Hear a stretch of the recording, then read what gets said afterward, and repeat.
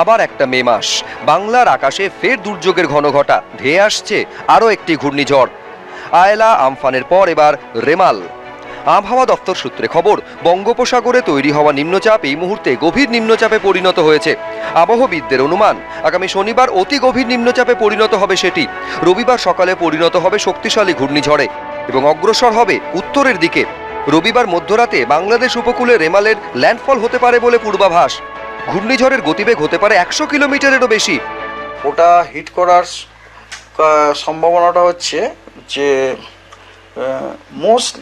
Mostly Bangladesh coast, তবুও কথা হচ্ছে ওখানে একটা ক্ষীণ সম্ভাবনাও আছে যে আপনার বাংলাদেশ এবং কি বলে ওয়েস্ট বেঙ্গল কোস্টে হিট করার। এবারের ঝড়ের নাম দিয়েছে ওমান। রেমাল শব্দের অর্থ বালি। বাংলাদেশের উপকূলবর্তী এলাকায় রেমালের ল্যান্ডফল হলেও প্রভাব পড়বে এই রাজ্যের উপকূলবর্তী জেলাগুলিতে। শুক্রবার ভোর থেকে উত্তাল হবে সমুদ্র, সেজন্য মাছ ধরতে সমুদ্রে যাওয়া মৎস্যজীবীদের দ্রুত ফিরে আসতে বলা হয়েছে। ঘূর্ণিঝড়ের জেরে প্রত্যক্ষ প্রভাব পড়তে পারে পূর্ব মেদিনীপুর ও দক্ষিণ 24 পরগনায়। উত্তর 24 পরগনার সুন্দরবন এলাকাতেও এর প্রভাব পড়তে পারে। শনিবার পূর্ব মেদিনীপুর 2 24 পরগনায় ভারী বৃষ্টির পূর্বাভাস দিয়েছে আলিপুর আবহাওয়া দফতর।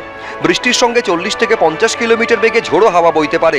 রবিবার ভারী বৃষ্টি হতে পারে পূর্ব মেদিনীপুর, 2 24 পরগনা, কলকাতা এবং হাওড়ায়। বৃষ্টির সঙ্গে ঝড় হতে পারে 80 থেকে 90 কিলোমিটার বেগে। রবিবার হুগলি, নদিয়া এবং ঝাড়গ্রামে ঝড় ও ভারী বৃষ্টির জন্য কমলা সতর্কতা জারি করেছে আবহাওয়া দফতর। সোমবারও কলকাতা সহ দক্ষিণবঙ্গের 5 জেলায় ভারী বৃষ্টির পূর্বাভাস দিয়েছে আলিপুর আবহাওয়া দফতর। বৃষ্টির সঙ্গে 60 থেকে 70 কিলোমিটার বেগে ঝড় হতে পারে। মঙ্গলবার থেকে এ রাজ্যে ঘূর্ণিঝড়ের প্রভাব কাটতে শুরু করবে, কমবে বৃষ্টির পরিমাণও।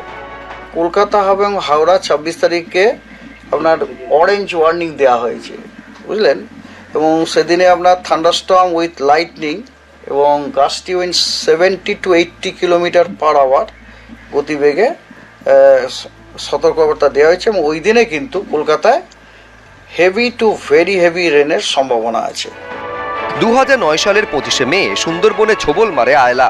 2019-এর 3রা ও 4ঠা মে ওড়িশা ও পশ্চিমবঙ্গের উপকূলে তাণ্ডব চালায় ঘূর্ণিঝড় ফণী। 2020-এর 20শে মে বাংলার উপকূলে আছড়ে পড়ে আমফান। 2021-এর 26শে মে ঘূর্ণিঝড় ইয়াসের প্রথম ঝাপটা বয়ে যায় দক্ষিণবঙ্গের উপকূলবর্তী এলাকার উপর দিয়ে। আবার একটা মে মাসের শেষে ধেয়ে আসছে আর একটা ঘূর্ণিঝড়।